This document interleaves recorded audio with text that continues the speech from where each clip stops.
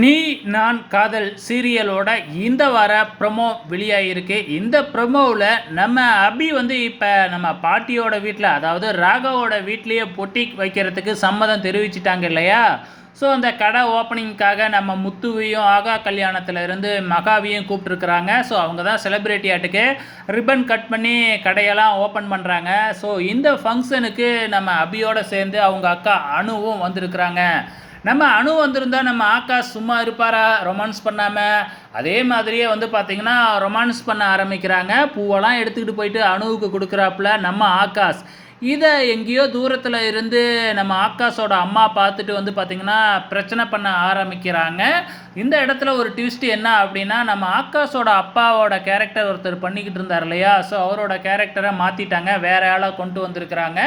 So இப்போ பிரச்சனை பண்ணுறப்ப வந்து நம்ம ராகவ் சும்மா இருப்பாரா?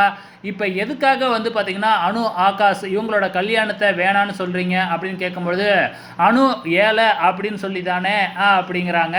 ஆமாம் அப்படின்னு அவங்களும் சொன்ன உடனே, அப்படின்னா என்னோடய ப்ராப்பர்ட்டிஸை வந்து பார்த்திங்கன்னா நான் அணு ஆகாஷ் பேரில் எழுதி வைக்கிறேன், அப்போ இவங்க பணக்காரங்க தானே, இப்போ இந்த கல்யாணத்துக்கு சம்மதமா அப்படின்னு சொல்லி கேட்குறாப்புல. ஸோ நீங்கள் என்ன நினைக்கிறீங்க? சம்மதம்னு சொல்லுவாங்களா, சொல்ல மாட்டாங்களா? கண்டிப்பாக சம்மதம்னு சொல்லிடுவாங்கங்க. ஸோ இதுக்கப்புறம் வந்து பார்த்திங்கன்னா எந்த பிரச்சனையும் இல்லை.